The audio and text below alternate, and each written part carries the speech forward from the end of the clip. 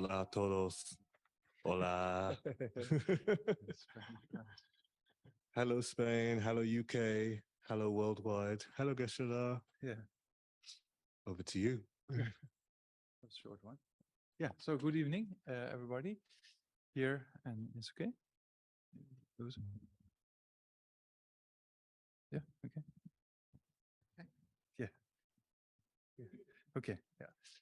So, yeah, good evening, my friends here, my friends online, and my Spanish friends on the other side. Yeah. So, welcome to the second session on the spiritual teacher, right? Or as we said the other time, last week, the virtuous friend, right? It's actually kind of the term in Tibetan is a reference to the virtuous friend. So yeah, before we start, generate correct motivation as we now go into the Lamrim, so to say. So try to think that you studying, contemplating these things in order to progress on the stages of the path to enlightenment, and then eventually be of greater benefit to others, right? So try to think in those lines, or try to motivate yourself with those, with that intention.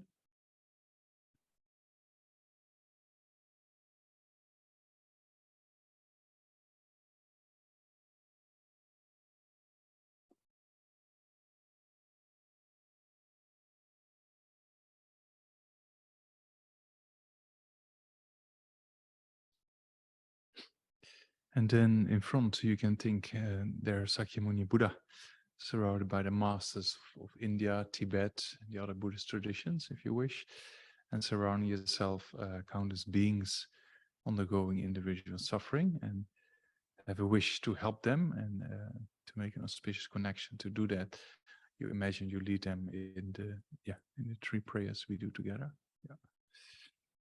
To the founder, the endowed transcendent destroyer, the one gone beyond, the foe destroyer, completely perfected, fully awakened being, perfect in knowledge and in good conduct, Siddhartha, knower of the world, supreme guide of human beings to be tamed, teacher of gods and human beings, to you, the complete and fully awakened one, the endowed transcendent destroyer, the glorious conqueror, and subdue from the psychic land, I prostrate, make offerings, go for refuge.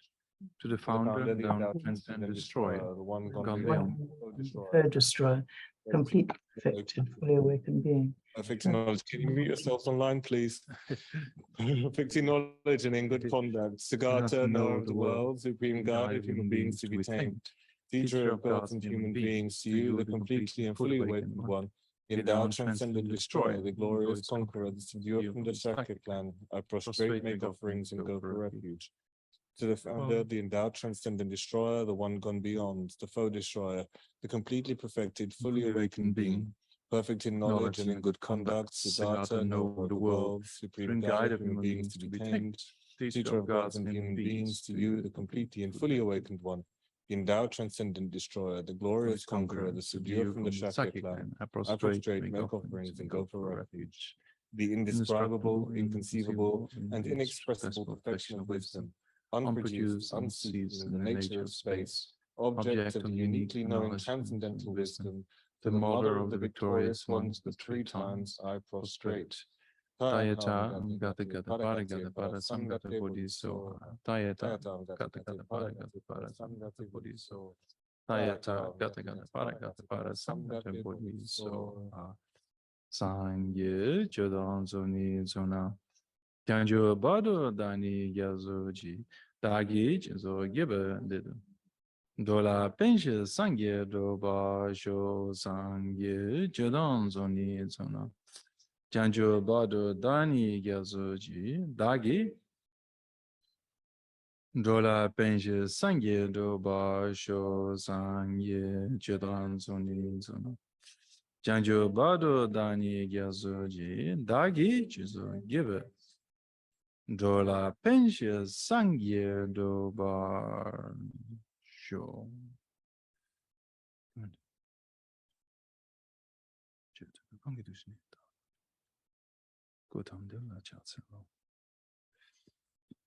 Yeah. So as we enter the spiritual path in this discovering Buddhism, then maybe also today we start with a particular new type of meditation, meaning not for everybody new, but for those who are quite new to this tradition, then for those people it might be new, because what we've done before, we had done a placement meditation, as you remember, the placement meditation on the breath, right? So to generate concentration.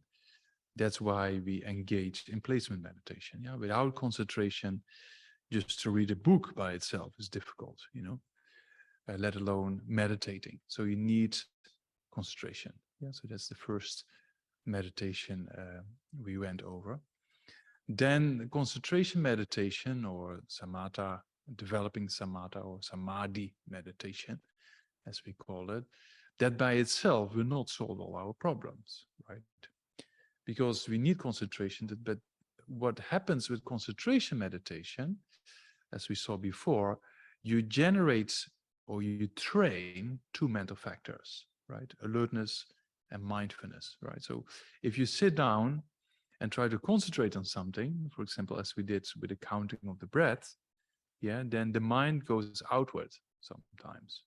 If you don't recognize that the mind goes outwardly, then before you know it, you waste your time for quite some minutes. You know, so you have to recognize that the mind goes away from what you're supposed to be doing, right? So alertness is this police on the corner of the mind, ringing the bell when your mind goes away from your object of concentration, right? So alertness recognizes the distraction. Yeah. Mindfulness, as we talked about, is nothing else than remembrance, right? So mindfulness, often misunderstood, in particular in modern times. Well, this is very popular, but the real meaning of mindfulness is to remember. Yeah, that's true in the Sanskrit tradition as well as in the Pali tradition, in the Theravada tradition, same thing, right? Mindfulness means remembrance. Yes, so what do you remember? You remember an object you're familiar with. So in this case, the counting of the breath being the object of concentration meditation.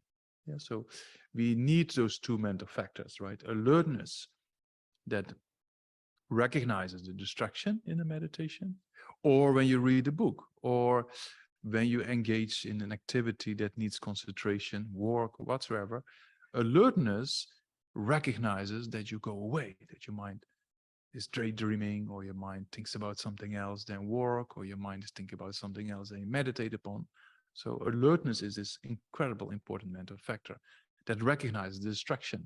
If you don't recognize the distraction, you just waste your time, basically, right? With daydreaming or thinking about things not very constructively, you know? So alertness is very essential. Yeah. So then mindfulness is this remembrance. Yeah. Mindfulness means to remember. So in concentration meditation, to remember your object of concentration. Yeah. In our case, the counting of the breath, for example. Yeah. So mindfulness is very, very essential to remember an object you're familiar with. Yeah. So that's kind of one aspect or important aspect of mindfulness. Yeah. It helps us when you alertness, you get distracted, and mindfulness brings it back. You know, so it's kind of sometimes in drawings, if you want to tame a wild horse or a wild elephant, there's a hook and a rope, you know, so the hook helps to to recognize the distraction, and the rope keeps the mind with its object, right? Or remembrance, remember the mind remembers its object. And so that's why mindfulness is very essential. So there's one aspect of placement meditation. We will do that again. Then the other meditation we did is an analytical meditation. Yeah? So next to placement meditation, we have analytical. You see, it's a bit slower on the screen. You see that? Yeah. Yeah. So maybe a few seconds. Yeah. Yeah. People online don't know what we're doing, but I just saw myself on the screen. Then I did like this, and then it was a bit slower on the screen. Yeah. So what you perceive is not a reality. Okay. Yeah. Yeah. So one meditation is the placement meditation, and the other meditation is analytical meditation, right? So playful meditation by itself will not change our mind. It will help to be more aware of things. It will help to train in those two mental factors. If you train in those two mental factors over time, you can direct your mind towards thoughts or thought patterns you want to direct your mind towards too, right? So that means that sometimes negative thoughts come up, or things come to mind we don't like to think about. It just disturbs us, right? So with alertness, you recognize, yeah, and with mindfulness, you can bring it back over time. So the more concentration you develop, the more capacity you have of directing your mind in the direction you want to direct it. Yeah. So later, if you train well in these two mental factors, there's a possibility of following the thoughts you want to follow. So that becomes a very interesting aspect, as we talked about before. Jeffrey Schwartz, in his research on OCD, obsessive compulsive disorder, used similar techniques with these two mental factors, right? That you train your mind to think what you like to think, So, and those meditations can bring great benefit on the long term. It doesn't solve the problem straight away, but on the long term, right? People with mental issues or challenges, as we call it, then over time you can direct your mind the way you want to direct it, right? So that's a very powerful tool. So that's a few benefits of the concentration meditation, as we talked about before. The other meditation is analytical meditation, right? In order to really transform your mind, you need to think. Same as when you wake up from a disturbing dream. The only way to bring peace to your mind is wash your face, have a glass of water, and think, nothing happened, it's just a dream. I'm sitting in my room, everything is fine, right? So you need reasoning to counteract these disturbing thoughts or disturbing dreams, right? Yeah, so, and the destructive emotions do exactly the same thing, although not very constructively, but they reason within split seconds. I don't like this person because of this, because of that. So you use reasoning to convince yourself, or the destructive emotion, anger, uses reasoning to convince you don't like this person because of this. Or with object of attachment, within a few split seconds, you think, oh, I want to have this, or I want to have that, because if I have this, then, oh, so happy, So that's a very sneaky reasoning of the afflictions. It's not very constructive, because the reasoning they use is just deceiving us, right? To make us believe they're right. So that's kind of, but in the same pattern, if you use constructive way of an analytical meditation, you can completely transform the whole process. So that's why analytical meditation is the key throughout the Lamrim as well. Yeah, the stages of the path to enlightenment, all the things we study, we contemplate. As the Buddha said, don't believe what I say because people respect me, or I'm an important person, or whatsoever. No, you should analyze if this is correct or not. That's a very basic principle of Buddhism, right? That you should use reasoning to check if the things we're talking about is correct. Yeah, so whatever Namdak tells you in these kind of sessions, don't believe, because he hanged out in the monastery for 2 decades in South India and showed the aspect of studying or something like that. So you shouldn't think like that. You should analyze what I say, if that's correct or not, and why. Yeah, so that's important to analyze. Yeah, so that's very, very essential. As I said, yeah, I don't know, that didn't talk to you much about it, but the system in the tradition of Nalanda, right? So the Tibetan monastic institutions are based on the ancient Indian masters of Nalanda, right?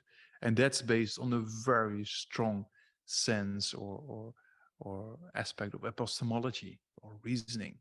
In the monastic institutions, we get about 2 classes a week of 1 hour 2 or 3 classes a week, average, you know. But we study 6 days a week, right? And hours a day we are spending on the debate courtyard. It means a very intensive form of analyzing things. So that's kind of a very strong tradition to analyze, you know, and to check things out. Because if you analyze and check things out, you see actually what is reality, right? You see actually what is true and what is not true. And that's very essential, very, very essential. In order to really understand your mind, in order to really understand how to change your mind, you have to do self-research, right? You have to see, is it true that anger produces suffering? Is it true that strong desire produces suffering? You have to analyze that, right? It's kind of very important. And see, what does it do in my mind when it comes up? You know, does the mind becomes unclear? Does the mind get disturbed or not? What you say at that time, is that constructive or not? You have to analyze that. And then only you understand what the destructive emotions are and why are they called destructive emotions, right? So that's why the analytical meditation is very, very essential in the spiritual path. You know? So throughout the coming evenings we spend together, then we do on a regular basis this analytical meditation, right? So the analytical meditation is just to contemplate and to analyze if the things we are discussing, if that makes sense or not, right? And to try to understand it better rather than just listening or reading about it. Sit down and think about it. It's very, very essential, you know. So that's 2 meditations, right? The placement meditation, or sometimes we call it concentration meditation. Then the analytical meditation. So today we introduce a new one that is more kind of a real traditional Buddhist meditation. But yeah, it's called Discovering Buddhism. So we can discover it, right? So I'm a very traditional guy, and it's good to keep the tradition pure, so to say. If you find it beneficial or not, that's up to the individual, right? That's kind of, you can decide yourself, you know. So then this meditation, the new one we're going to talk about and see how it works, is what we call a visualization meditation, right? You use visualizations to what we normally say to purify negative states of mind. That's one aspect of the visualization. The other aspect of the visualization is to receive kind of blessings, or you can say receive potentials in your mind to transform your mind easier, or, you know, so there's 2 aspects to their visualization meditation. Yeah. One aspect is the purification aspect, and the other aspect is to put potentials in your mind to transform. So how do we do that? You know, we do that in a way that we visualize, if you feel comfortable, Sakyamuni Buddha in the front of yourself. Yeah, so those who sit here in the temple, they can look at how Sakyamuni Buddha looks like, and otherwise you can look at an image or a picture over time, right? The first time you do these meditations, it's all not very clear, but it doesn't matter. Over time, it can develop, you know. So what you do, I will describe that in the meditation. Sakyamuni Buddha is seated upon a throne, you know. Normally we say with snow lions. It's a very lot of symbolism behind it, but we come to that another time. And then there's a lotus. Yeah, so the lotus, the Buddha is sitting on a lotus, right? So the lotus actually symbolizes that, you know, lotus flowers. You know, you don't have them in the UK in the wild, right? But in India, they blossom in ponds or in little casa lakes, you know.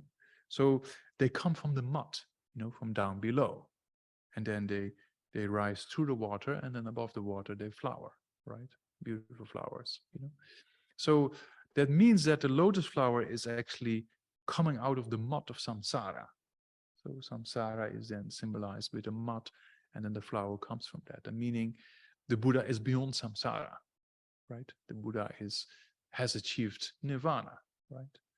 As we talked about. So that's kind of the lotus aspect. Then there's, on top of the lotus is a cushion. You know, we all sit on cushions, right? So also the Buddha sits on cushions. And then there's a kind of a yellowish golden color cushion and a white cushion. So that represents the sun and the moon, right? So the sun and the moon aspects, and then the sun is then referring, for those who like to know that, is referring to wisdom aspect, right? And the moon is referring to the method aspect. Yeah, so sun is wisdom and moon is method, you know. So if we want to fly to enlightenment, you can, you need 2 wings to fly, right? A plane needs 2 wings, a bird needs 2 wings, you know. So that's in a similar way, method and wisdom, as we call it, you know. So that's symbolized with you know, method for the moon disk and wisdom with the sun disk, right? So that's kind of the symbolism of the Buddha. Yeah. So you need method and wisdom. For example, we talked about before, if you want to achieve liberation, you need a motivation of renunciation, yeah, the wish to be free of samsara, and the methods understanding ultimate reality. Sorry, the wisdom understanding ultimate reality. Did I say it all the way around or not? Yeah. So the methods, replay. Sometimes it's here different than comes out, right? Yeah. So the method is renunciation or the motivation, right? And the wisdom is understanding ultimate reality or realizing emptiness. We talked about a few times. So realizing emptiness is important. Why? Because realizing emptiness, the wisdom aspect, right? That is eliminating ignorance. Yeah, we talked about a few times. We come to that more detail later on when we study the model on samsara and nirvana, you know. So the wisdom realizing emptiness, you know, is the mind that eliminates ignorance. Yeah, so we need that wisdom. So when that wisdom realizing emptiness is motivated with renunciation, which is the method aspect, yeah, renunciation is the method or the intention, then that person can achieve nirvana or liberation for themselves. Yeah, so you have a wish to be free of samsara, you're fed up with the suffering of birth, sickness, aging, and death, you know, so you want to go towards a state of mind that is free of afflictions, you know. So that's, for the Buddhist, that's what we call refuge or safe direction, you know, meaning your own mind being free of afflictions. You know? So your own mind being free of afflictions, that's quite a safe direction, right? Or not? Yeah. So if your own mind is free of anger, free of attachment, then there's kind of more happiness. Yeah, more what we call, in modern terms, we can say sustainable happiness, right? Yeah, or kind of stable happiness or long-lasting happiness, as we call it. Because if your mind, as long as you have afflictions, you have to suffer, right? So that means if your mind is free of afflictions, that's what we call, that's the real safe direction in life. That's the real safe direction for a Buddhist. You know, that's what we call refuge. There's also a model on refuge. We come to that later. Yeah, so the method aspect is renunciation, right? And the wisdom aspect is realizing emptiness. So what emptiness is, we talk about quite a lot. Don't worry, more than you like, maybe. Because emptiness is the most important aspect of the Buddhist teaching, the most complicated one, but the most important one. So because that's the only way to eliminate ignorance. Yeah. Okay. Is that clear? Method and wisdom, according to the you know, the individual liberation, as we called it before, right? Individual liberation vehicle. Yeah. So that's one aspect. Then, according to the bodhisattva vehicle, yeah, if you want to become a Buddha, then bodhicitta is the method, right?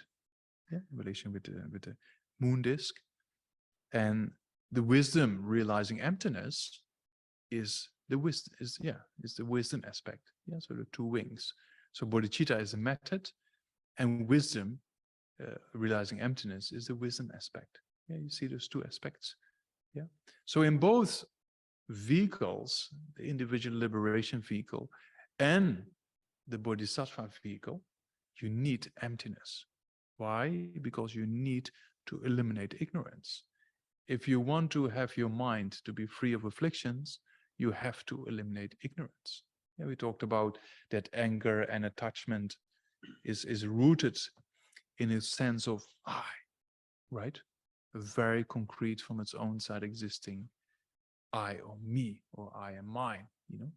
So when you get angry, it's kind of, dare this person say this to me. I am not like this, you know? Or when you get a strong desire that comes up, I need this, I need that. You know, it's all related with the concept of an I. The question is, does that I exist as it appears? The way it appears causes the problem. The way the I appears very solid from its own side, I need this, I need that. How dare this person say this to me? That I that appears so solid, the question is, does it, the way it appears causes the problem. So the question is, does it exist the way it appears? Yeah, so we've come to that quite a few times over time. So that to realize that it doesn't exist the way it appears and see there is no concrete I to be found in your body, there's no concrete I to be found in your mind, there's no concrete I to be found separate from your body and mind. Basically, you cannot find it anywhere. Yeah, so in Buddhism, it's very logical. Something either exists or doesn't exist. If it exists, you should be able to find it somewhere, right? So it's kind of aspects of the logic. And we come to that later. Yeah, yeah. So there's method and wisdom. So if you go to liberation or if you go to enlightenment, you need method and wisdom, right? So in the self-liberation vehicle, it's renunciation. In the bodhisattva yana, it's bodhicitta, right? And the wisdom in both vehicles is the same, right? The mind realizing emptiness. Yeah, is that clear? Those aspects, yeah. So that's the moon disk and the sun disk, as we say, where the Buddha is sitting on top of it, right? So there's a throne, then there's a lotus, sun, and moon disk. Yeah, so on top of that sit Sakyamuni Buddha in full lotus position, right? So then you can put your feet like that, and then his right hand is touching the moon disk. That is kind of in the aspect of the earth is my witness, so that means that I speak the truth, kind of aspect, then the left hand is in his lap in a mudra of concentration and holds a begging bowl, filled with nectar, you can imagine. Yeah, so that refers to monks and nuns who go out begging for, generally speaking, for sustaining their life, for food, right? Yeah. Yeah, okay. Thanks. How you went? Yeah, very interesting stories, very inspiring. We went once out begging in in North India, in the Kangra Valley, right? People who are not Buddhists, but in India, of course, I think if I go out begging here, probably I won't get very far, but but they recognize that, right? They were not Buddhists, but their spirituality is very strong, and then they give us food, and then in the end we got even a cup of real good Indian chai. It was very interesting process. And some people who said, "Oh, you come here again and again, I can prepare a good meal for you tomorrow." Right? Very interesting. Yeah. So it's in London, I think if I go out begging, then I have to carry some money in case I have to go to the restaurant or something, or buy something. It might be complicated because people don't understand what you're doing, right? Yeah. Anyway, so yeah, so that's the begging bowl, but then filled with nectar. Yeah, then his body is made out of light, yeah, and then whereas the robes of an ordained monk, so like this kind of patches, you can see on Buddha's robes, and then he has a very peaceful face, and then yeah, what we mostly have this unisha or crown protrusion on top, So then you try to visualize the Buddha in that way, in front of yourself, yeah, for the visualization meditation. If you feel uncomfortable or don't like to visualize Buddha Sakyamuni, that's perfectly fine, right? So it is discovering Buddhism. So I explain the Buddhist meditation, but if you think, oh, I'm not a Buddhist, I don't want to visualize the Buddha, that's perfectly fine. And then you can think, if you like to visualize, you can just think there's white light or kind of a ball of white light in front of yourself. And that's kind of, you can think, that is kind of the nature of love and kindness, compassion and wisdom, for example. Or if you're Christian or whatever religion you follow, you can think, oh, that is that particular individual or Jesus or whatsoever. Yeah, that doesn't become a Buddhist practice, but if it benefits the mind, you can use it, right? So that's kind of up to the individual, right? Yeah. So I will explain the Buddhist aspect, but be free to visualize whatever you like to visualize, So then the next step in the visualization meditation is that from the heart of the Buddha in front comes first white light. Yeah, so we have two aspects here. One aspect is purification, and one aspect is receiving the blessings, right? Or so the bright lightness aspect of the light that comes purifies. So you can imagine it comes to the crown of your head, fills your whole body. And you can also imagine all beings who are around you, right? They also receive that light. And that purifies negative thoughts, that purifies what we call negative karma or negative activities we might have engaged in the past, right? So then you imagine your whole body gets filled with this brightness, right? Yeah. So this bright light comes and then fills your whole body. So then you think you're completely purified of all negative thoughts, negative patterns, negative actions you've done. For the real Buddhist, we say, or real Buddhist, depends if you believe in past and future lifetimes, right? So if you believe in past and future lifetimes, by power of reasoning, not just blind faith, but by power of reasoning, you think all negative karma since beginner's lifetime gets completely purified, with that white light. Yeah, so that's a very important aspect. Why is purification so important? Because our mind, sometimes thoughts come to mind and say, oh, where does this thought come from? You know the feeling? Yeah. So that means we have all kind of habituation patterns from the past. Yeah.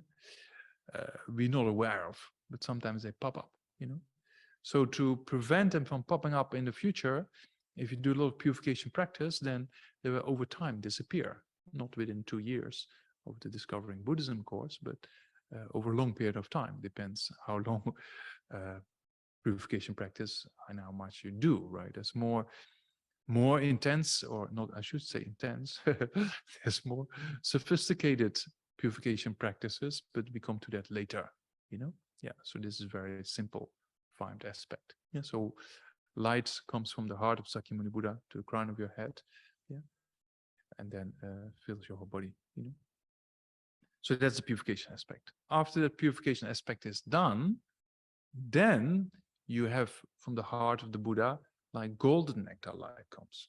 Yeah, so golden nectar light that comes, and then with that golden nectar light, you receive basically all, what we call it, the positive potentials to generate a good state of mind or to generate the realizations of the path. Yeah, so that's kind of how we do those visualizations, right? Yeah.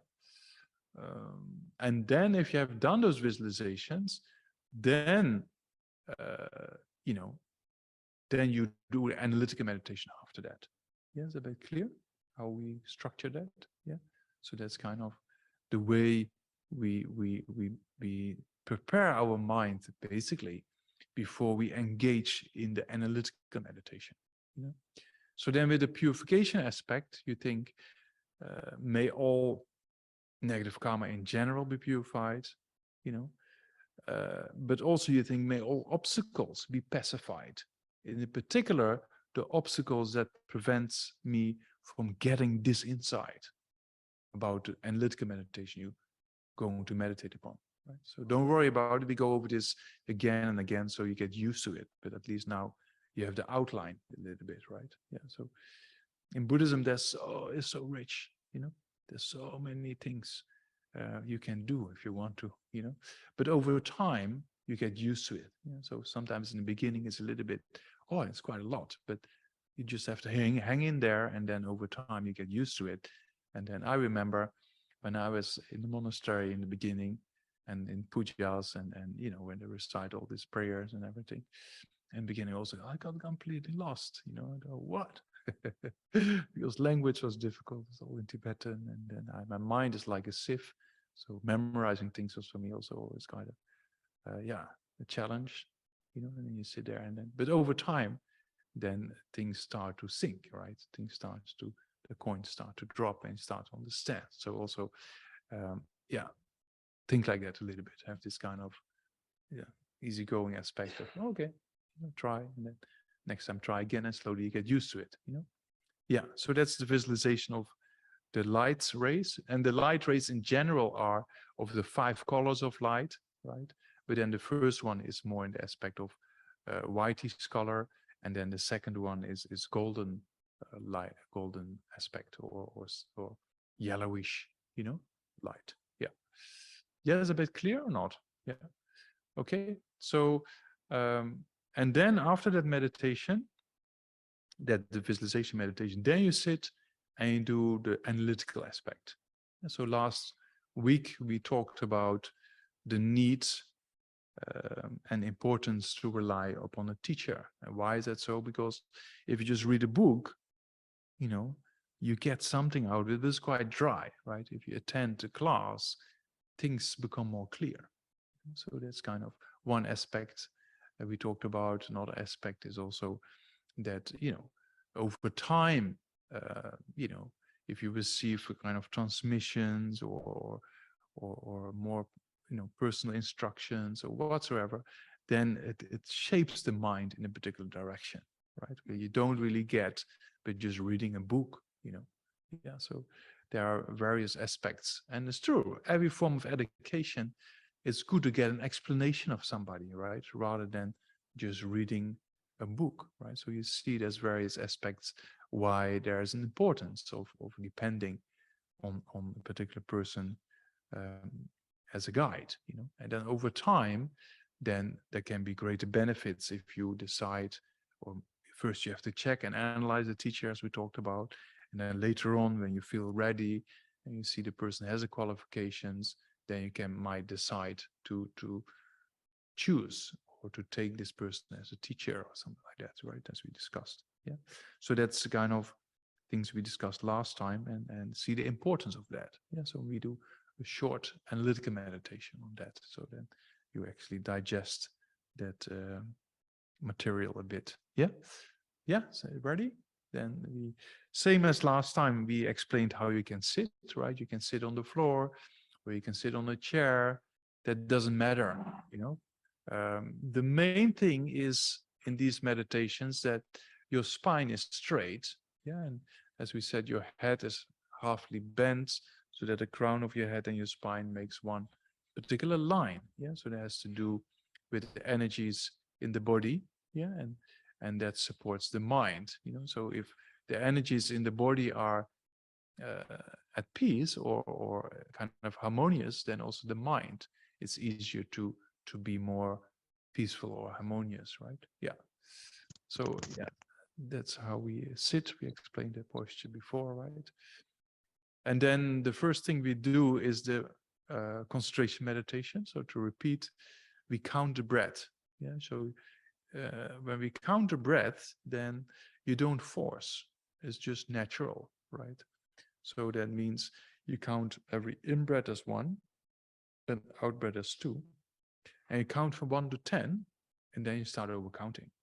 Yeah, so, and then also try to see that as soon as you hear something outside, or when you think about the past, or you think about the future, try to recognize that with alertness, and with mindfulness, try to bring your mind back in what it's supposed to be doing, and that's the counting of the breath, right? So you use those mental factors to to keep your mind focused upon the things you want to focus upon. In this case, the counting of the breath. Yeah. So, yeah. So let's give it a try. Yeah. So for about a minute or two. Yeah. So count your breaths from 1 to 10 quietly for yourself. Breathe in and out to your nose and make sure you keep your mind focused upon that object.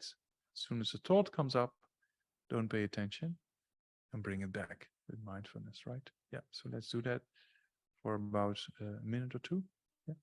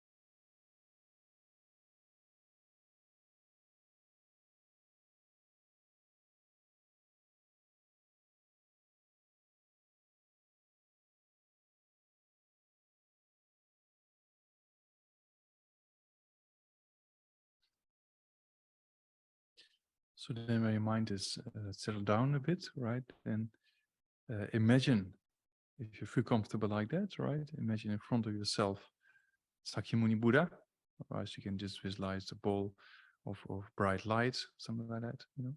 So in front of yourself, Sakyamuni Buddha, seated on the throne, supported by snow lions, you know, on the corners. And then on top of that is a lotus, a sun, and moon disk, yeah, so we just discussed. And there's Sakyamuni Buddha in full lotus position. And then his right hand is on the right knee, yeah, touching the moon disk. And his left holds a begging bowl filled with nectar. And his whole body is made out of golden nectar light. You know? And then he wears the robes of a fully ordained monk. Yeah. And then his face is very peaceful, you know, and smiles at you and has a kind of a crown protrusion or ushnisha on his head, right? And think that the whole image of the Buddha in front, you can think about a body's length away at the level of your eyebrows, right? And then think that's all made of out of light, right? A three-dimensional kind of image. Yeah? So try to visualize that for yourself. Yeah. Yeah. Try to visualize, build up that visualization.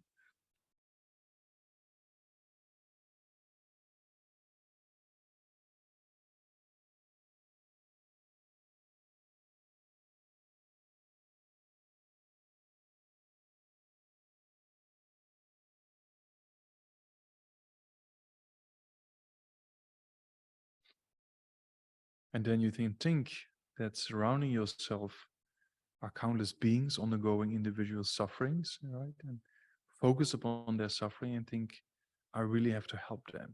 You know? And in order to help them, I have to get the realizations of the past. I have to get the realizations all the way up to enlightenment, you know, starting with understanding the dependence on a teacher, you know. So have that kind of intention or motivation and make prayers to the Buddha in front, or a prayer, and then Yeah, so try to think like that first. Yeah.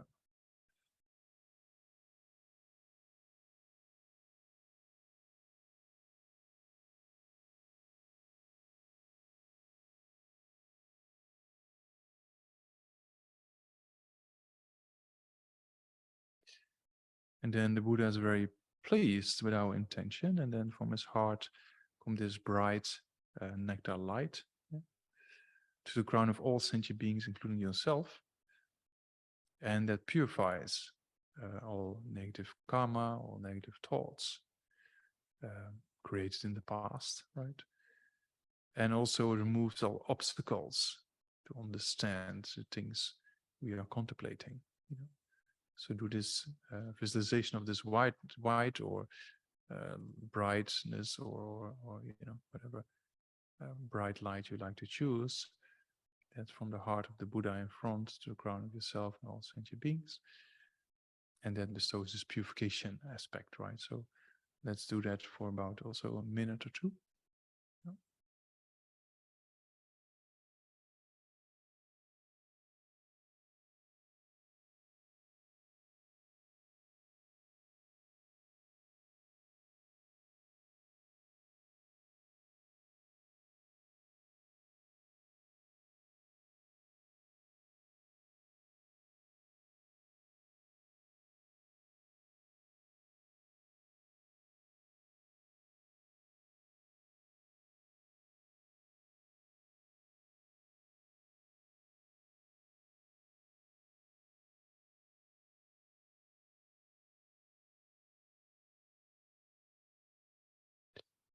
And think you're completely filled with this bright light and you're completely purified. Think like that.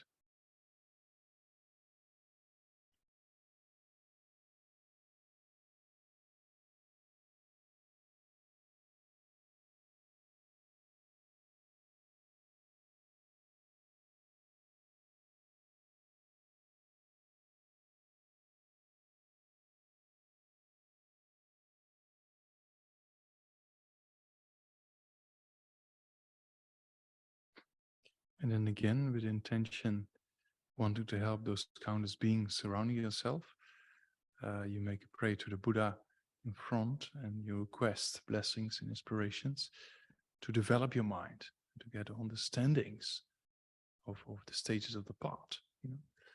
So in reply to that, the Buddha is very pleased. And this time yellowish or golden kind of color light comes from his heart to crown of all beings, including yourself.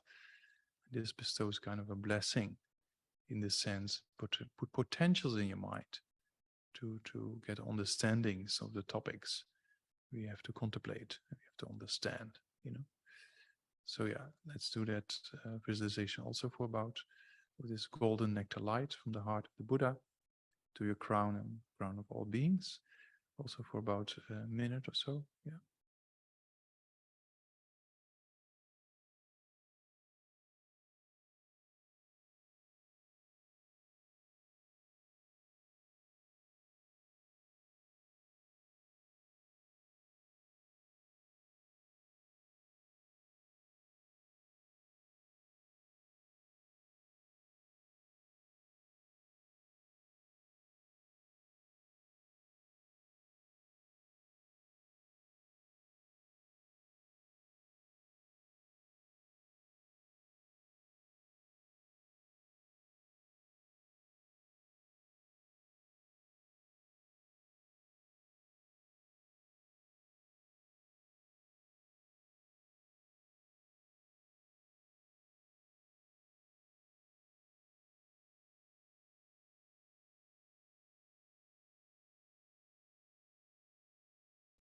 So then you think your mind is completely filled with this yellow golden nectar light and very suitable to actually contemplate.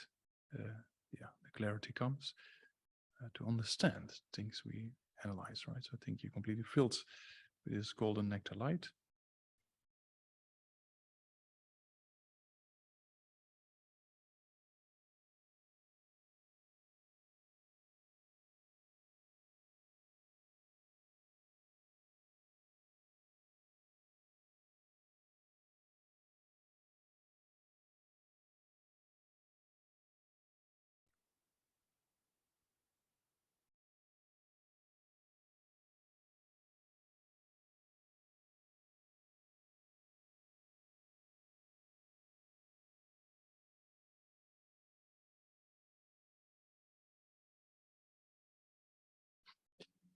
So then we do the actual analytical meditation, yeah, on the topic of last week.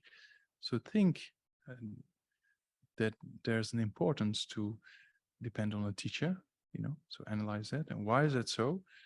Because, if you just read a book, then it's quite dry knowledge. And if you have a person you get an explanation from, or you can ask questions, then it brings a lot of clarity, right? Yeah, so that's one aspect. Another aspect is you also receive kind of the oral aspects or the oral instructions of the lineage, which carries a kind of blessing. It also helps the mind to transform better, So see a few aspects of the dependence or the need for any form of education. You need to depend on a person who explains it to you, right? So see that aspect for yourself, or analyze that aspect for yourself for about a minute or two.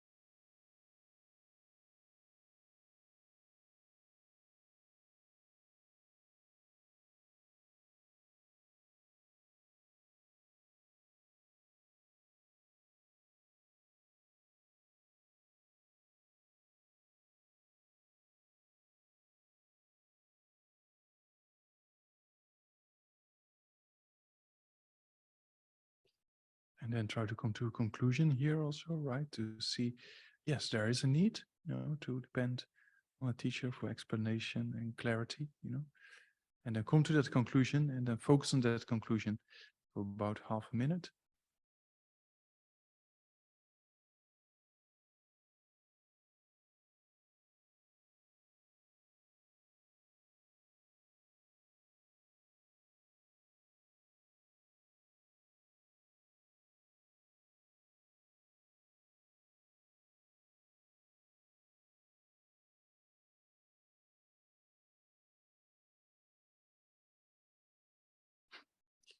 And then we can request the Buddha to dissolve into yourself, or the light, whatever you have visualized, right? If you do it with the Buddha, then you can imagine the Buddha comes to the crown of your head, and then the throne dissolve into the lotus.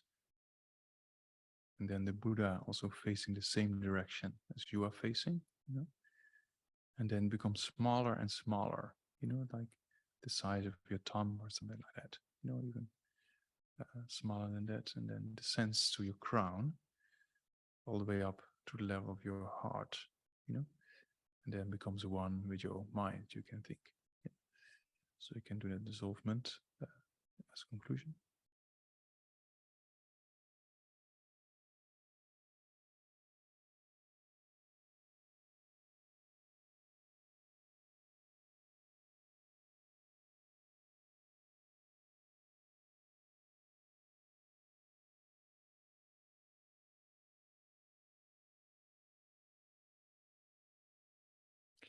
All right, and then we can stop. Yeah. So, so if you do an analytical meditation on anger, for example, you can do a similar thing. You can visualize the Buddha, then analyze the drawbacks or the faults of anger in a very kind of neutral perspective, right? See, what does anger do to me, and how do I react when I get angry? So you contemplate the faults of anger, so to say. Yeah. Then you come to a conclusion. And then you focus on that conclusion, right? So that's kind of an insight you get that anger is not constructive. Yeah, you disturb your mind, you lose the peace of mind, you can think clearly, you might say the wrong thing to another person. Yeah, so anger has a lot of these kind of essential drawbacks, you know. So then you come to the conclusion and you're convinced, oh, this destructive emotion is not very good to follow, you know, so that gives you an insight, right? Then you concentrate on that insight, you know, for about half a minute or so. That puts a potential in your mind to remember, oh, I shouldn't follow this kind of mindset, you know. So that's very, very interesting and helpful. And then you contemplate the benefits of practicing patience, right? So practicing patience doesn't mean you're the doormat or something like that. You can act very directly, but inside with peace of mind, right? So that's kind of, you see, if your mind is kept in patience, then the clarity remains. You keep distance from the issue, so you don't get involved. You can say the right thing at the right time. You can be direct, but still at peace. You know? So that's kind of, you contemplate that. You come to a conclusion and you focus on that, right? So that gives you this insight. So then we talked about the two mental factors, alertness and mindfulness, right? So when you throughout the day get almost irritated, and with alertness you see it coming, right? If it just comes, you can still do something. If it overtakes, it's too late, right? So anger or irritation also builds up, right? It looks like in the early days, in the beginning, it just takes us, right? But the more you do, in particular, the concentration meditation, you start to see the individual moments, or what we call, and you see in these movies, that time slows down sometimes, you know, they can escape bullets, something like that, you know. So time slows down is a subjective thing, right? It's not, you're not going to be able to escape bullets, but your mind is capable of analyzing individual moments much better. You say, oh, look, there's irritation coming. Oh, look, now it becomes stronger. Oh, look, now it's even stronger. Yeah, so that's very important, that recognition, because when it just arises, you can still transform it. You can still think, if I follow this thought, it will not be constructive for me. It will not be constructive for the other person, you know. And how do you do that? By alertness, recognizing the irritation coming, right? That's why we train in that mental factor of alertness, to recognize things in the mind. So alertness sees it coming, and with mindfulness, with this remembrance, you remember your insight of your meditation of practicing patience, right? That anger is not constructive to follow, and patience is more constructive, you see? So that over time, you can imagine that builds up. If you do your analytical meditation in the morning, for example, right? And then throughout the day, you have this alertness and mindfulness. So over a period of time, you'll be able to direct your mind in the way you want to direct it, right? Based on this combination of alertness and mindfulness, which gets in strength from the analytical meditation. The stronger your insight in the analytical meditation is, the stronger the mindfulness is when you face a difficulty.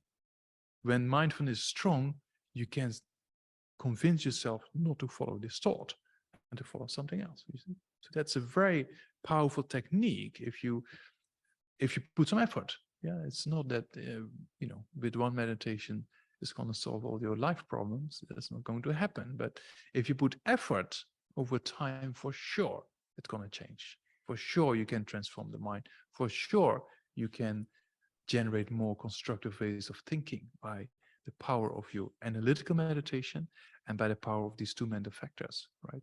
So in the concentration meditation, we train in the two mental factors, because whenever you get distracted, alertness rings the bell and mindfulness brings it back. So you train in those two mental factors in concentration meditation, right? Then the analytical meditation gives us a real transformation tool, because we convince ourselves not to follow destructive emotions like anger, for example, right? And then when you face a problem in life, then alertness sees the irritation coming or whatever affliction that comes, and mindfulness remembers your insight of the analytical meditation, and then are the two tools to direct your mind in another direction. You see that? Yeah, so that's a very interesting process. So in the spiritual part of the Lamrim is a similar kind of structure, right? You analyze, you get convinced about something, you focus on that, so that trains your mind in putting seeds, you know. So the more seeds that are planted, the greater the harvest, right? So the more you think in a constructive way about life, constructive way about your mind, then the more of those constructive imprints or seeds that are planted, that will bring the harvest. So that's kind of, the more potentials we put in our mind, the more possibility for those potentials to come about, right? So even in science, we talk about probabilities, right? In quantum mechanics or a certain aspect of neuroscience, you know, we talk about probabilities of release of neurotransmitters, etc., etc. So that means that the more probabilities you have in a particular thought pattern, that will eventually take over, that will eventually transform your mind in a particular direction of that habituation pattern, right? So you build up yourself an habituation pattern in the meditation, right? And then over time, the more you do it, the stronger you get directed. Yeah, it's kind of a positive brainwash, you can say, right? It's what it is, right? It's kind of, it's true, right? Even in social media, we know if you just talk about it a lot, people start to believe it, right? It's been very well researched. So that's how our mind functions, right? The more we think about something, the more we start to believe it. And if it's based on a proper logical reasoning, as we do in analytical meditation, then even more the case to convince ourselves and go the mind in a more constructive way forward, right? So that's kind of, that's what we call meditation in Tibetan, means gom, right? So gom means to habituate your mind to a positive pattern. You know, that's exactly what it is. So you just create a positive pattern in your contemplation meditation. The more you do that, it moves your mind in a particular direction, right? So that's exactly what it is. You know, so meditation is not something, now it is easier to talk about meditation. Like when I just started in the spiritual path, then some people thought it's all very mystical and astral travel or whatever people thought about. But, you know, it's nothing else than just sitting down and using the mind in a constructive way and transform yourself. That's what it is, right? So that's kind of, yeah, a very logical and very scientific way of moving forward. You know, if you talk with scientists in neuroscience or, for example, we talk about similar things, right? Habituation patterns.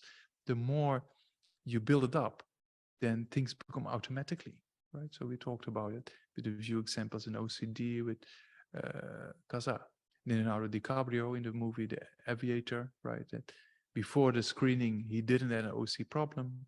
So during the filming for a few months, he had to act in a way. So with a mental intention, he created an activity, right? That caused him to get an OCD issue during, you know, after the filming. And then Jeffrey Schwartz had to help him to get rid of it again, also with mental training.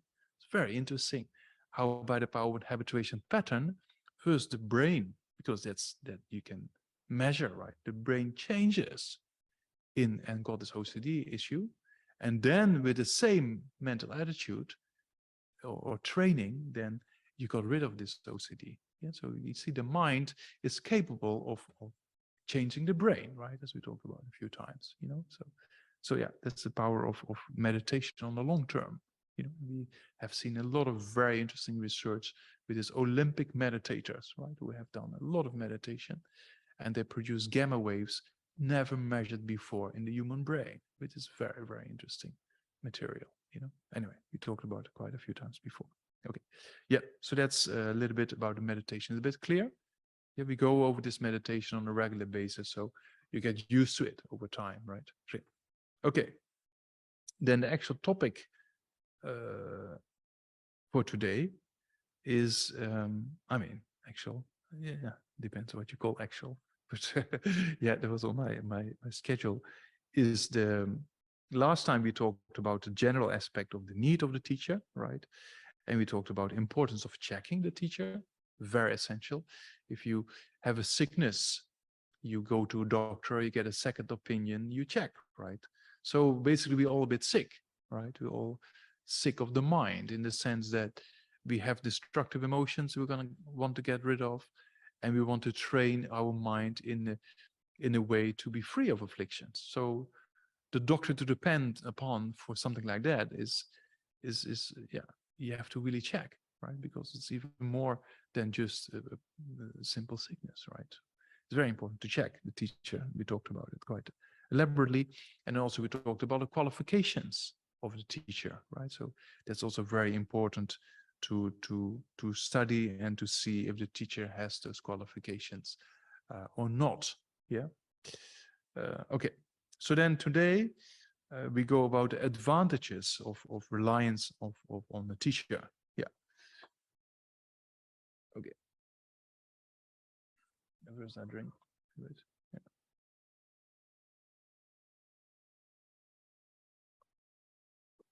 Yeah. So I be very traditional now. All of a sudden, you just give you 8 points.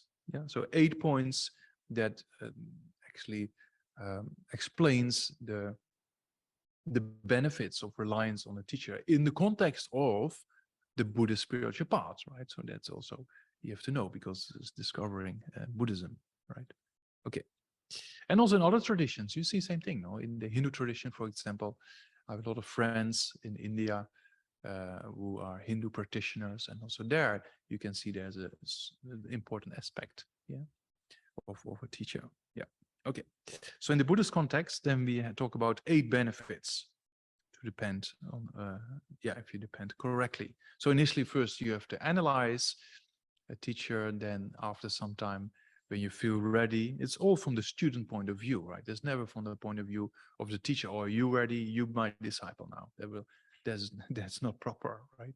It's also from the point of view of the individual, if you feel ready or not. If you don't feel ready, that's perfectly fine. You can always attend a teaching like a lecture or whatsoever, right? But in the spiritual part, over time, there are benefits, as we're going to discuss, you know, so then if you feel ready, you checked well, then you can make a discriminating factor on one point of time, you know. Yeah. Okay. So the first benefit is quite an amazing benefit, meaning that you come close to Buddhahood. Yeah. So why do you become close to Buddhahood? There's various reasons for that, you know. So we just talked about the virtuous friend. In Tibetan, we call it Geshe, right? The virtuous friend, meaning that the teacher explains to you how to train your mind, explains to you how to become a better human being, explains to you how to train your mind in the stages of the path to enlightenment, right? So if you follow that instruction, then you come closer to Buddhahood, right? Yeah. So if you eliminate the negative thoughts, if you eliminate the destructive emotions, if you eliminate various, you know, incorrect thought patterns or wrong thought patterns, then over time you develop, right? Yeah. So that means you come closer and closer to Buddhahood, you know. So that's kind of the first benefit of reliance on a teacher, is that you become close to Buddhahood, because if you follow that instruction, that helps you to develop, right? And every step is a step closer. Yeah, so that's kind of the first benefit. Yeah. The second benefit is it pleases all the Buddhas. Yeah, the Buddhas, yeah, are very pleased with you. Why are they pleased with you? What do you think? You know, not because it's a traditional thing, right? Because the Buddhas, they are beyond this kind of, you know, aspect of you know, yeah, yeah, okay. So, but why are they pleased? The Buddhas are pleased because the reason they become a Buddha is for us to become better human beings, to train our mind, right? So the main reason for them to become a Buddha is to help us to become a Buddha, right? To help us to get liberated. That's the only motivation for them to become a Buddha. So if they see you follow a virtuous friend, they see you train your mind in the stages of the path, and the Buddha said, great, my wish gets fulfilled to a certain extent, right? Yeah. So that means that it pleases all the Buddhas, right? If you correctly rely, correctly put the things into practice, so that is kind of the second benefit. It pleases all the Buddhas, yeah. And another aspect is we cannot really see Buddhas directly. We can see statues and images, but we cannot really perceive Buddhas directly. So we have to depend upon a person we can relate to, we can talk to, we can ask questions towards to, we can receive instructions from. Yeah, so that's why the Buddha is very happy, because they cannot help us directly. So they're very happy if they see, oh, you're following this path, great. I'm so happy for you, right? Yeah, if they have to explain it to us, they will definitely do that. But unfortunately, we cannot see them. That's because of karmic obscurations and things like that. Yeah. There's many interesting stories of people who see them in visions or in dreams or whatsoever. Yeah, there's very interesting stories. You want to hear one? Yeah. So the Asanga, he was a great master in India, and he was planning to meet Maitreya to receive teachings on love and kindness and compassion, right? So Maitreya, there's a statue for those who hear, and other ones online, and then you can check online. Yeah. So Maitreya is the Buddha of love and kindness, right? So Asanga, there's a very interesting place close to Bodh It's a very inspiring hill. And there's, it's not really a mountain. It's quite a high hill. It's about 1,000 steps up. I know, not exactly 1,000, but about, it's very steep. And there's the cave where he actually meditated for 12 years, So what happened is that, he was meditating, and then 3 years passed, and he said, oh, I still didn't see Maitreya, right? And meditating love and kindness and compassion all the time, and he got completely disappointed and went out the cave, and then he saw a bird, a bird flying in and out of a nest, and by flying, just eroding a part of the rock. So he thought, oh, if a bird can do that, then I can meditate even more. So he went back to the cave another 3 years, then again didn't really walk out, and then he didn't see Maitreya, and then he saw a person, rubbing a piece of stone, making a kind of tool out of that, So he thought, well, if a person can do like that, then I can meditate. So he went back again to the cave. So they went on for 12 years, right? And then he came out, and of course he generates so much love and kindness and compassion, but still didn't see Maitreya. So he went to the little village down below, and he saw a dog. The dog had a wound, there were maggots going up and down in the wound. So he thought, what do I do? If I take the maggots with my hands, then I will squeeze them, So, and the maggots need something to survive. So he took a little bit of flesh of his own body, and then with his tongue, was planning to take the maggots out, because tongue is very soft, right? Yeah, so he wouldn't be able to harm them. So he did like that, and then as soon as he was almost trying to touch, to take the maggots out, because he had so much compassion, then all of a sudden, Maitreya appeared in front. And then he said to Maitreya, where were you all the time? And Maitreya said, I was there all the time, but you didn't see me because you had all the obscurations. And now you've meditated a lot, and now you have generated love and kindness, and that's why you can see me. And he was so proud, so he took Maitreya on his shoulders and went to town. But nobody saw anything on his shoulders. There's only one lady who saw a dog.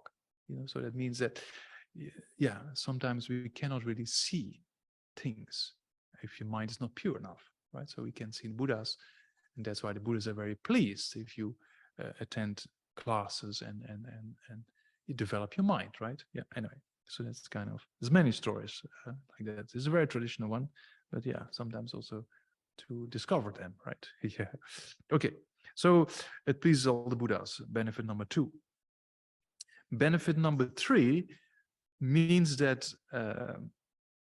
yeah, people cannot really harm you, If you really depend on a virtuous friend and train your mind, then what happens, you purify negative karma and you accumulate merit, as we call it, right? So that means that you basically purifying the causes of becoming harmed, harmed by other humans, or harmed by spirits whatsoever, or being led astray by what we call the bad friends. So bad friends are people who cause you to generate destructive emotions in your mind, right? Yeah. So if you want to do something good, you want to attend a lecture, but then other people said, oh, let's go to the pub and get drunk. There's nothing wrong to go to the pub and get drunk, but it might not be that constructive as working on your mind, right? So that's kind of persons who try to take you away of developing your mind is maybe not that healthy. So that's kind of what we call the bad friends, so to say. Yeah. Unless you can help them, and there's great benefit and possibility to help them, of course, then you have to use skillful means, right, to help them. But the clue is, because our mind is not stable, it's very easy to fall back in old habits, right? So that's what we have to be careful with in our environment. Yeah. Okay. Number 3. Then benefit number 4, which is a very interesting one, means that afflictions and negative behavior will become less, So why do afflictions and negative behavior become less? Because if you practice these things, you train your mind, right? If you train your mind, then automatically afflictions become less. You see, so that's kind of the other benefit. Yeah. Number 4, afflictions and negative behavior. It says actually means by its own power. Yeah, it's not that spontaneous, but because you put effort in your mind to train it, then automatically, right, negative behavior becomes less. Automatically, afflictions will influence you less than before, right? Okay. Then number 5, salam namto tamje. So it means that all realizations will increase, So realizations are insights into aspects of the part, right? Understandings and insights. And a realization is something that if you have realized love and kindness and compassion, then it's always with you, right? If you have realized patience, then anger will not come up anymore, right? So the realization is of aspects of the part is very important, So that means that, if you rely correctly, they put things into practice, and then over time, your realization will come. So realization is kind of, by the power of habituation, becomes spontaneously, right? So we just talked about using an analytical meditation to contemplate the faults of anger and the benefits of practicing patience. The more you do that, the more you get convinced about the faults of anger and the benefits of patience, right? So over time, it becomes almost automatically that whenever there's a person who irritates you before, you now say, oh, there's no point in following this irritation. And that's kind of automatically, because of the power of your habituation pattern comes, right? So same, the first time you drive a car, you really have to think, right? Look in the mirror, and especially in the UK, you have to ride on the other side of the, this side. Oh, I didn't drive a car for the last 30 years, so completely forgot. But, right inside, right? So your gears here then. Oh, yeah. Okay. So then in the beginning, you really have to think, yeah, better I don't drive in London. You really have to think, right? But over time, after you pass your driver's what is it? Test. Yeah. Then it's all automatic, right? I mean, almost, So that means that I still remember my test. Yeah. So yeah, that means that things become automatic. So the more you get convinced about things, the more natural it becomes, right? So what we call a realization. Yeah. Okay. Yeah. So not that you know how to drive a car, but you know, the realizations of the stages of the path to enlightenment, right? Yeah, but yeah, that's cool. And that's number 5.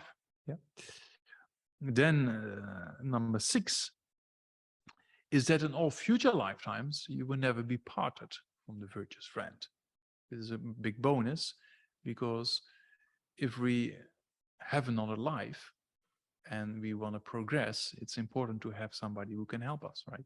Yeah. So you need to depend on teachers, not only one life, many lifetimes. Yeah, so that means number 6 is that you never be in future lifetimes, you always meet the virtuous friend, right? Yeah, so it's kind of quite interesting benefit, you know. Yeah. Because if you have this virtuous friends you meet again and again, then over time you train your mind, right? So when I was in the monastery, I tell the story many times, that I find it very beneficial. The advice I got from Gan Tirimshe, who is kind of the head of this tradition, I was quite close and I could go there for advice or ask questions and things. And sometimes I got a bit of a dip in the studies, because it's 20 years. It's not just 2 years, one evening a week, but it was 20 years, 6 days a week and many hours a day, you know. So sometimes you always think the grass is always greener on the other side of the fence, right? So then I went to ask for advice, and then Gan always says, you study for a decade or two, then you put it into practice for a decade or two, you do it for a few lifetimes, and then the realizations come. You know, so that's kind of this profound long-term vision. You know, so if you meet again these virtuous friends, then you progress, right, over time. Yeah, because until enlightenment is achieved, we need quite a few lifetimes. So it's good to have somebody who can help us. Yeah. Which number was that number? 6, right? Yeah. So then number 7 is that you will not fall into lower states of existence. Yeah, so there's, as we know, there's higher rebirths and lower rebirths of the animals and spirits and hell beings. Yeah. So because if you depend on the virtuous friend, you create positive karma, you purify negative karma, and you train your mind, and you practice morality, right? We come to that later also, the benefits of morality. So morality is one of the causes, we discussed it a little bit before, for precious rebirth, right? The practicing morality is a cause for the right conditions to develop in the next life. And morality is very essential.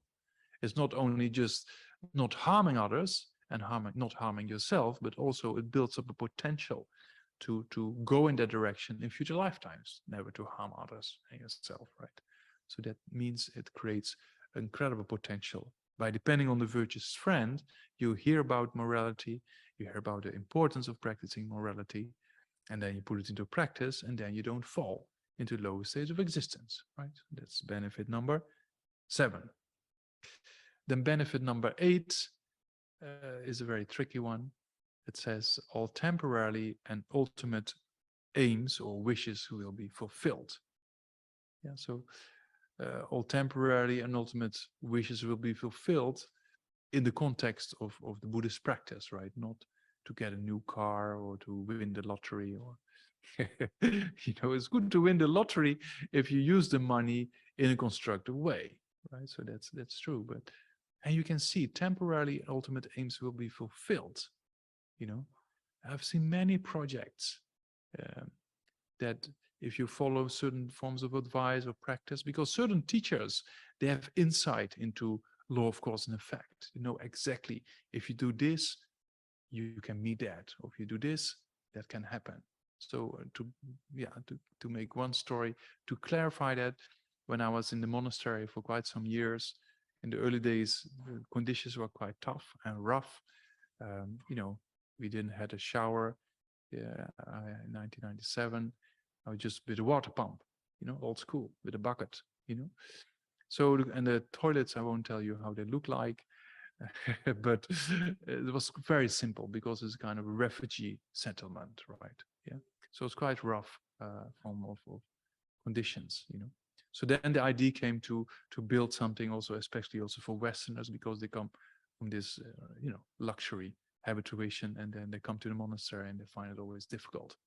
So we created this house, and then we had to build it first of all, and then we checked with our teachers, my friend and myself. We had a little team to build a house, and we couldn't do fundraising. We didn't have money ourselves, and we couldn't take loans, right?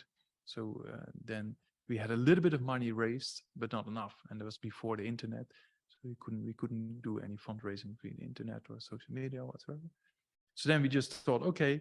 Then a few of our teachers told us, oh, you do this puja, you do that prayers, you do this, do that, and you can start. So we just started, and we just did a foundation, and then you build until the level of the windows, right? It's just like, what is it, half a meter of the ground, and the money was finished. And we thought, one of my friends, he said, I can give you a loan, you don't have to pay interest. But we thought, when do we pay back, right? So in 2 weeks, we were a little bit kind of, what do? We cancel the project, or maybe start later. And then it's kind of very interesting. Then this person walked on the side. We never met before, right? And he looked around and he said, and we talked only for 10 minutes, He said, what an amazing project. I always wanted to do something like this.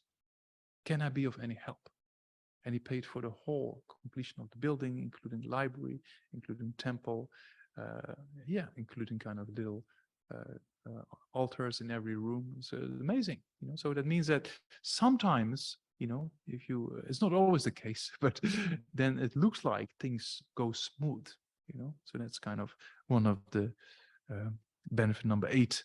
Yeah, so there's kind of 8 benefits of relying on the teacher, right? So you come close to Buddhahood, right? The first one, which is the most important one, because that you want to acquire, right? The second one is that it pleases all the Buddhas, because the Buddhas wants us to be happy. The Buddhas wants us to develop all the way up to liberation and enlightenment. And that exactly happens when you follow the instructions.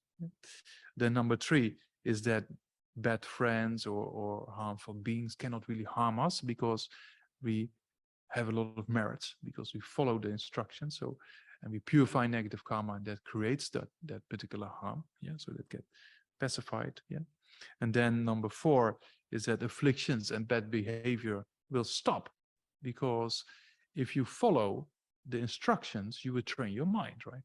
If you train your mind in a correct way, then afflictions will become less, and negative behavior becomes less. Right?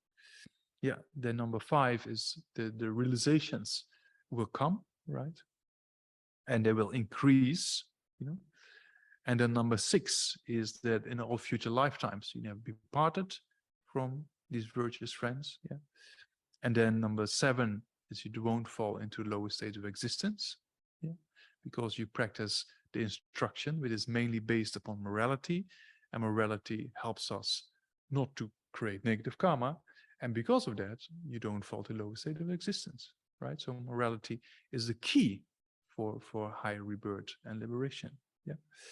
And then the temporary and ultimate aims will be accomplished. Yeah. So don't say now that, oh, Namdak, you told me this, and now I rely on a teacher, but things don't go well in life. You explained it's not the case. So how is that possible? Yeah. In general, it's like this, right? Because it also depends on individual cause and effect relationships and karma, right? So it's in general, it's a benefit. Yeah, is that a bit clear or not? Yeah, okay. Yeah, so that's kind of the information that what I was planning to do today. Yeah, if there's any questions regarding this, yeah. Okay. Or the meditation or, yeah. Hello. Great. I think maybe we'll start in the Gompa this time. Yeah, sure. Yeah. Andrew. Clockwise, anti-clockwise, whatever. Yeah. Thank you. Yeah. You mentioned on benefit 2 pleases all Buddhas, plural. So I just wanted to question. So obviously there's Ali is a more Buddhas. Yeah. And what's the difference between pleasing a Buddha versus a Bodhisattva? Ali, there are many Buddhas, right? Buddha Sakyamuni is just one. Yeah. So in this particular time period, we call the fortunate eon is a very long period of time. There are like 1,000 Buddhas coming. So Kashyapa was the previous one. Sakyamuni is number 4 in line. Yeah, and the next one will be Maitreya. Yeah, so Maitreya will be the future Buddha. So there's kind of 1,000 Buddhas coming to this planet in this particular period of time. Yeah, and there's also other Buddhas. We have Manjushri, we have Chandrasekhar, right? So you have various aspects of Buddhas. Yeah, so there's thousands or numberless Buddhas as well. Yeah, and then pleasing a Buddha or pleasing a Bodhisattva. You mean what they experience, or? Yeah, I mean a Bodhisattva, a Buddha went all the way up to Buddhahood for the purpose of liberating us, right? So then when he sees that you put some effort, then he's very pleased. A Bodhisattva also, but he's not a Buddha yet, right? So a Bodhisattva has less time spent on the path than a Buddha in general, right? So then the Bodhisattva also thinks, of course, oh great, this person is doing well, you know, because also Bodhisattva has intention to become a Buddha in order to liberate sentient beings, right? So the same motivation of bodhicitta. Yeah, so he will also be pleased, right? Yeah, yeah, yeah.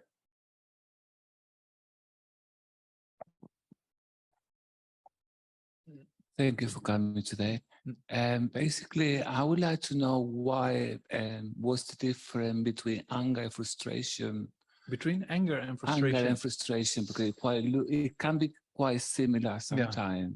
Yeah. It depends on the age of the person, really. Yeah, and what kind of frustration you have, right? Exactly. Yeah. So anger is mainly a kind of disturbance of the mind that wants to be separated from an object you're irritated with, right? Yeah.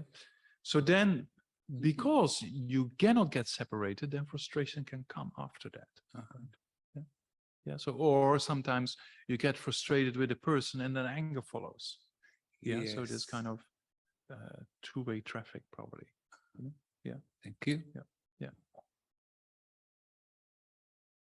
But frustration can also come with attachment, for example, right? Strong desire. If you don't meet the object of attachment, you get frustrated, you know? So, and then because you don't meet the object of attachment, there's a little bit of suffering, right? If you don't meet the things you like to meet, there's a feeling of suffering, and you don't like suffering. So that's why you get irritated, anger comes, and frustration follows. You see, so this it's also related with, can also be related with strong desire, for example, right? Yeah. You don't meet the things you want to meet, or yeah. Oh yeah, you can see sometimes quite directly. Yeah. Thank you for the Yeah. teaching. In relation to the meditation, what do you do if you're not yet able to visualize? Yeah. So how do you work with that? Yeah. Don't worry. In the beginning, it's quite difficult, right? So visualization meditation, you build up over time. So if you have a picture of the Buddha, for example, if that's the case, then you look, or these days, you know, on your phone or whatever you have, you can enlarge it and look at the details, right? And you do this one aspect, you concentrate on that. When it's clear, you take another aspect. For example, first you look at the face, right? Then you look at the face, you look at what it looks like, you visualize, and then when it's clear, then you go to the crown or the ornament on top, right? Then that's clear. Then you go the neck, and then you go the shoulders, then you go the top part of the body. You take step by step. And then when things are clear, then you move to the next point. And then you go back again to not forget the clarity of the previous point. So it's a kind of visualization meditation comes over time, right? By the power of habituation, you filled in the picture, and then you concentrate on that a little bit, and then you fill in the details, you know? So in the beginning, it's just the outline. Yeah, and then over time, you can fill in the details, and then look at one point, concentrate on that, then to the next point. Yeah, so yeah, it will take time, you know? Okay. Yeah. Thank you for the Yeah. teachings. How often would you do concentration and the analytical Meditation. and the visualization? It depends how much time you have, right? But the best to start in the morning, because the mind is still fresh and not busy with things of the day. So that's the best thing to do. And then of course depends on the time you have, right? So you can do, like in the beginning, like the concentration meditation, it's better to do a few sessions short than one long one, because you want to concentrate, and for concentration you need effort, and you need to be, meditation is not sleeping, right? So meditation needs effort. To make a short period of meditation, it's easier to remain your effort, to keep it, rather than say, oh, I'm now going to meditate for 15 minutes, and then within 5 minutes you're lacking the effort and your mind goes all over the place, and then there's no point, right? So that's why it's very important to have quality. It's more important than quantity initially. When things go well, then you can extend the period, right? Yeah. So that's for concentration meditation, and then you can follow up with the visualization meditation, and you can just, if you get used to it over time, you can just visualize the Buddha and it's there, and then directly do the visualization of the light, right? So then you can do half a minute each or 1 minute each, depends on the time you have. And then you do the extra analytical meditation on anger versus patience, or if you want to do over the Lamrim later on, we can talk about that, how to structure your daily meditations over a few months, for example, right? So to take one topic every week and move in a particular direction, so. And then in the evening also, because during the day we occupy all kind of other activities, right? But even though we occupy the other activities, if you do a little bit of concentration meditation in the morning, and then throughout the day, every hour or so, try to sit and do a little bit of breathing and bring your mind to peace. Because sometimes we get busy with things. And that's the thing, when the mind gets busy, and particularly tired and stressed, it's very easy for the emotions to come up. So if you every hour or so just make sure you touch down on the peace of mind, so to say, or you do a little bit of breathing, so to say, or a little bit of concentration for a minute or so. If you walk in the office, you can sit in the toilet, or or if you can find your space sometime, right? Then you actually you touch down on this peace of mind, and then it's easier not to get stressed. It's easier not to get tired. It's easier not to have all these disturbing emotions coming back and forth. You see, that's throughout the day quite important. And you don't have to take too much time of it. It's just a few breathings, and then a minute or two concentration. And that helps a lot. So yeah, depends on the time, right? But later on, we can talk about more how to structure over time. Yeah. Thank you. Yeah. Oh.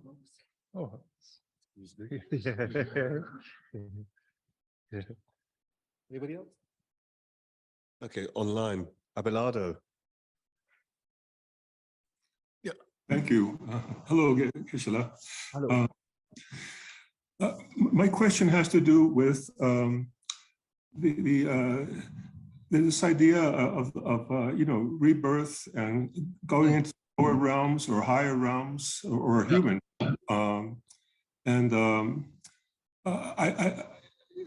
My critical mind says I have no evidence that this exists. But if I see the planet, and I can see that there are regions where there are a lot of people who are living in hell, like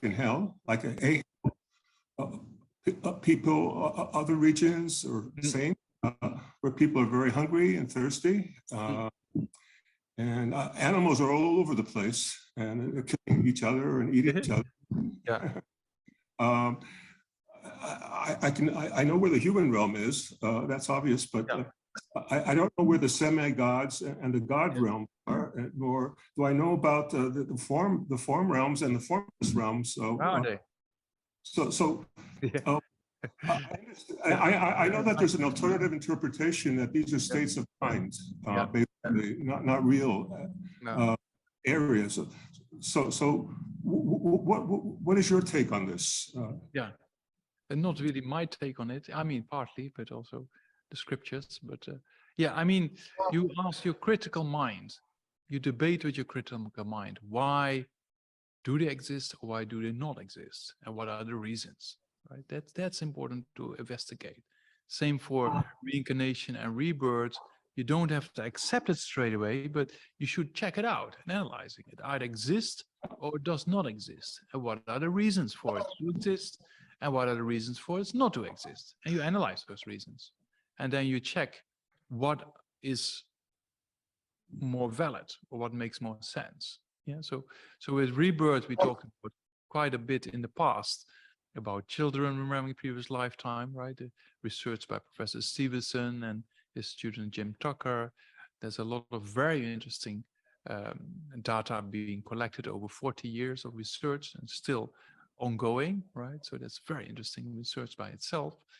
Then we talked about consciousness without dependence on the brain and the near-death experience, for example, right? So talked about, and there's many other forms of consciousness which doesn't need a physical brain, you know, subtler forms of consciousness. So that's the first step, right? And that consciousness can only be produced by consciousness itself, as we talked about the reasoning, that we cannot find a beginning, and that's why we could talk about beginningless time. So first we have to get clarity about that, right? And then we try to get clarity about rebirths in various realms of existence, you know. We only see the animal realm and we only see the human realm. We don't see the other ones, but if we don't see them, does that mean they don't exist? Or we're not sure, right? So that's with the spirit realm, for example, if your consciousness leaves the body, right, then it goes into intermediate state, right? So consciousness itself is like in a dream, right? It can go everywhere and can take all kind of aspects, you know. If you think about, if you analyze rebirth and from the point of view of human beings on this planet, for example, right? Then you go back several thousand years, and then the humans were not that developed as they are at the moment in their behavior, in the scientific way, and you go even a few thousand years more back, then on this planet there were no humans, were ape-like humans, right? So if you think about your consciousness there since beginner's lifetime, then maybe it was possible to be, you know, in the process of becoming human, but not actually human as we are now, right? So that's the reason you can think about. If you see some grounds for that, then you can think maybe there's a possibility of being born a bit earlier than that in kind of ape-like states of existence, right? If you have that kind of logical reasoning, then because some of the ape-like states of existence, they're not that peaceful. Like, for example, the gorillas are quite aggressive, you know? So that means that you might have engaged in these kind of aggressive activities in the past, right? And those habituation patterns might throw you in other forms of existence in the animal realm. So then you can contemplate the possibility, because animals have very similar types of consciousness than humans, right? Yeah. When we talk about desire, we talk about attachment, we talk about anger, we talk about positive states of mind, of compassion, love, and kindness. In animals, we can find similar forms of consciousness, right? Yeah. So that's kind of a few things to contemplate. Yeah. And if that's the case, then because when you find a new species somewhere deep in the ocean, think, oh, that's a good. Before we see it, we think, oh, that doesn't exist. And then we see it, and then so, oh, you know, or with a mobile phone, if you go back, let's say 200 years in time, you know, with your smartphone, and you tell people, oh, you know, I can call people on the other side of the planet, you know, people think you're completely crazy, right? They won't believe that. You know, but we take it for granted. So that means that if we haven't seen things, then we won't really, it's for us difficult to comprehend it, to understand it, right? Yeah. So, but by the power of logic and reasoning, you can use various examples that we just talked about various states of existence that might be possible, right? Because consciousness searches for, in future lifetimes, as well as in the past, for a particular body somewhere, and it can be spirit-like, it can be animal-like, can be human-like, right? So there's various possibilities, right? And then think about evolution, think about we've always been humans like this, and think about the aliens or something like that. They look completely different, right? So there is no reason. They also have consciousness, exactly the same as us. When they look at us, they think, oh, that's crazy creatures. I will never be born like that. So it's very interesting to use this kind of reasonings. But first, you have to see the possibility of rebirth, right? And then you think about the possibility of other states of existence within the continuity of consciousness, right? So that's kind of a challenging thing. And if you don't like to do it, that's perfectly fine. I don't pressure you to think about these things, but it's a part of the Buddhist path, right? So that's why I have to explain and talk about these aspects of various states of existence. And then what are the God realms? Your other question. The God realm is not like you go a certain amount of kilometers up here and then you reach, it's not like that. It's a different dimension, right? Same for nirvana, it's not somewhere up in the sky. Nirvana is a quality of the mind, right? If your mind is free of afflictions, you are in nirvana. Even though you might have an ordinary human body, when you achieve nirvana, you still have this body, but your mind is not in samsara anymore, right? You see that? Yeah. So that's a few things you can you can think about. Yeah. Yeah. So the God realms are not up there. They just say, even if you go into retreat, let's say we put you in retreat for a few years, okay? And then you get calm abiding, your mind belongs to this God realm, right? Yeah, well, your body is still here. So it's kind of, it's a state of mind. Same with the hell being, same with kasa, hungry ghosts or whatever. It's in relation with the mind. It's not a particular location as such. Yeah. Okay, there's enough homework for you to think about in coming, few years maybe. Yeah. Yeah. Yeah. That's fine. You said makes a lot of sense to me. It's states of mind I can relate to. Yeah. It's the Lam Rim. One is supposed to believe in it, or very literally, what it says. It has a function to get really scared. Oh, I have to work on overcoming my negativities and the whole. But yeah. But anyway, the way you explained it, the last part, I like that. Thank you. Yeah. Okay. But not only like it, check it out, right? Analyze if what I say is correct or not, or does it make sense or not. That's important, right? To check it out and sit down, contemplate, and use reasoning. Yeah. Okay. Thank you. Okay. Thank you. Yeah. Okay. Thank you, Geshe. We just got one more in the chat. Yeah. Can you clarify, in the meditation, the Buddha sends out white light from his heart, and golden light comes to the crown of our head and the crown of all the beings surrounding us. Yeah. What do we do? What do we do with the beings once we've visualized at the end, when the Buddha comes to the crown and descends to our heart? Yeah, what do we do with all of these beings? Yeah. What do we do with all of them? You can imagine they achieve Buddhahood, right? They all achieve the state of Buddha, and they dissolve in the Buddha in front, and then the Buddha dissolve into yourself. Right? So that's kind of what you can do. Otherwise, it's just still there, Yeah. Yeah. Okay. All right. Thank you so much. So then we dedicate.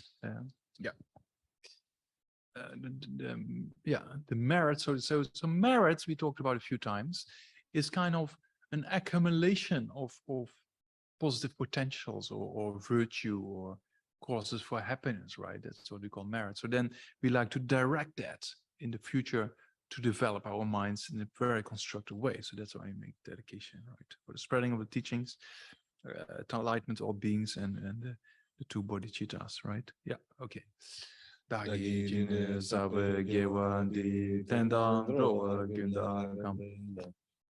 Jason Lozan Dabai Tembe Ningbo Ringu Zelje Kare Rao. May the precious Buddha's husband stable and all beings equal in the sense of states of happiness. May I, in all exception, make merit and purify the activities, and may be blessed to quickly attain Buddhahood. Janjo Sangyo Rinpoche Magye Panam Gigi Yaba Nyamba Meba Gone Gonda Belwa Sho Tony Tawa Rinpoche Magye Panam Gigi Yaba Nyamba Meba Gone Gonda Belwa Sho.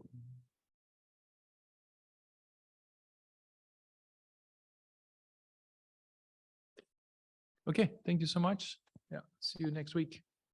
Yeah, and let's hope we meet. Yeah, nothing is certain in samsara, right? Yeah.